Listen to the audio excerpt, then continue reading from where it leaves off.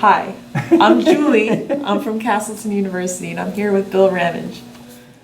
The reason why I'm here with you, Bill, is because I think of you as the artistic soul of Rutland. Look at it. You know, I was a regular faculty for about 35 years, but then I retired in 2005, and but for a couple of years, well, maybe 3 years, I just continued to teach a class because I wanted to, but then I stopped doing that, and that's when I started running galleries here in Rutland. So, can you explain what you're doing? Right now? Mm-hmm. Sort of self-explanatory. I am painting mannequins. Why? I am painting them white. Well, this all has to do with Andy Warhol. Andy Warhol, when he was back about 1949, he moved to New York City with the ambition of becoming a successful commercial artist. And it ended up with him being one of the most successful commercial artists in New York City within 10 years. But one of the things he did, part of his day job, was he designed windows, like for big stores like Bonwit Teller and stuff like that. And so a little bit, his career started with that. With one of his window designs, he decided it would be kind of interesting if he just did some sort of cartoon type paintings and included them just as part of the window design. That was his intention, not to make cartoon paintings, but to sort of help complement the design of his window. Well, it was noticed, and for some reason it caught on. And then when he turned around the second time, all of a sudden there were these artists like Wesselman and what's the guy's name? Lichtenstein, who were doing cartoony things in real, in commercial galleries like Leo Castelli's gallery. And so that's when he decided, well, there's three kinds of art. There's commercial art, there's business art, and then there's art. And he always wanted to be famous. He said, I want to be Matisse, because at the time he thought Matisse was the most famous artist in the world. That is so cool. Here I am painting in white. And one of the reasons I'm painting in white is because I want them to kind of blend in. Most of the storefront is mirrors. And so Andy Warhol was famous for his use of mirrors. He had in his factory, just like that, he had tinsel, silver factory. So he's sort of known as this person who sort of favored that sort of thing. Yeah, talk about Andy Warhol more and his reflective surface preferences, please. Oh yeah, well yeah. So the brown just is so obtrusive against the silver. Yeah. So then I decided I had to paint them white. That when they put big pictures on the side of vehicles for advertising, they have a name for doing that. Well, I bought some of that. That's chrome color. So I plan on. I had no idea this could be absolute terrible idea. You just never know until you do it. But I plan on, and this could change tomorrow. Nothing is in cement until it's cement. And I'm gonna cut out these sort of Matisse type shapes because of his hope or wish to be as famous as Matisse. And so they will look sort of like mirrors, but I'm going to somehow put them all over the bodies. And so it should be interesting. They should almost blend in to the, sort of deciphering what is the chrome pieces on these white mannequins. Yeah. I mean, it could be visually sort of alarming. Lots of the things I used to make sort of challenge how you understand what you see. So anyway, so that's why I'm painting in white. Besides, it's just so much fun. I don't know if you noticed, but I was looking at it, and the reflections on the mirrors are the same as the reflections on the street, and they were virtually indiscernible.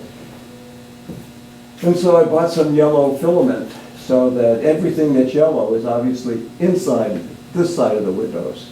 So Okay. which sorts it out from all of the, if you went outside and looked at that side that has the filaments Yeah. and this side that doesn't, you'll see that this side is all confusing between the reflections from the street, and this one, basically everything that's yellow is on the inside of the windows. You want to talk a little bit about your use of self-portraiture? I've noticed that's a common theme in your art. Mostly it's just that I'm always there if I need a picture of something. You know, Pluto's a dog and Goofy is a dog, except for one has gone through this anthropomorphic transformation. But, you know, I always wonder what Pluto and Goofy talk about when they have a conversation. Yeah, I've always wondered that. Like, why? Even my daughter Evelyn said that to me. She was like, because in her story, Goofy was walking Pluto, and she's like, "But he's a dog." And I'm like, "I know, I don't really understand Yeah, well, the anthropomorphic That's one transformation." of those, and I don't know if this is a scary part of my life we won't talk about. But my son gave me that when I was in the hospital once. When he was a little kid, he thought that it was a totally appropriate thing. The chest used to light up when you push them, but the batteries are dead.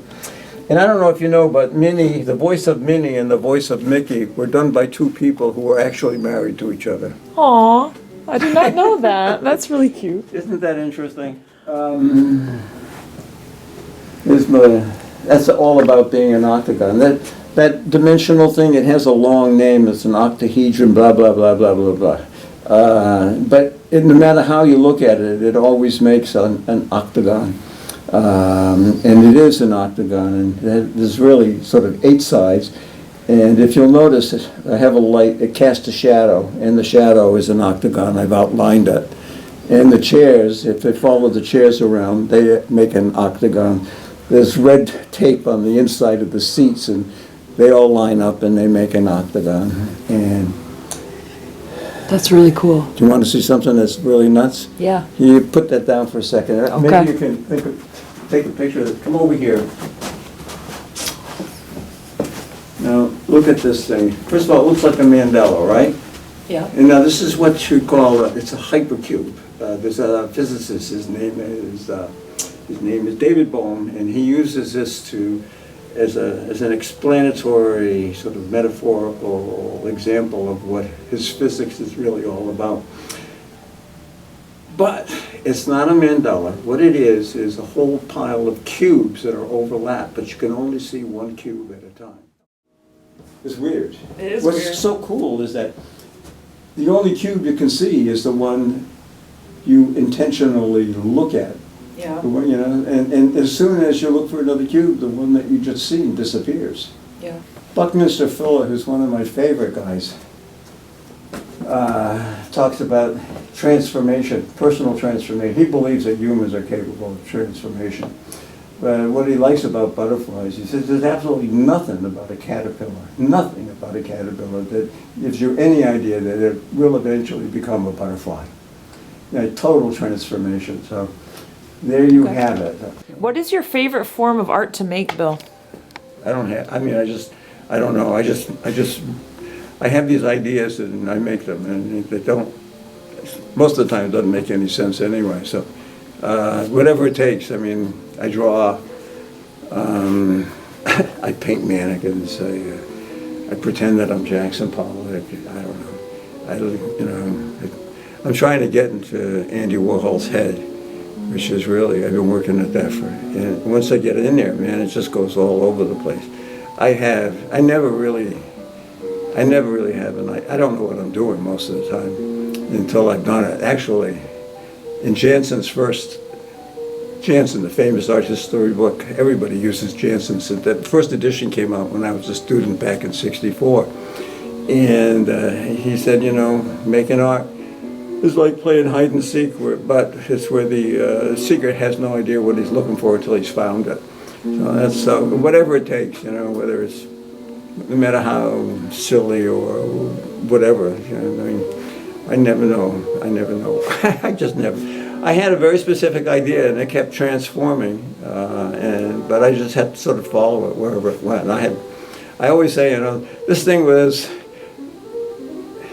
I was not at the helm of this ship, which is the stuff that I make. I'm just the guy that rows the boat, and the boat goes wherever it wants, and my job is to just go like this. That's it, nothing else. I'm glad you do. Huh? I'm glad you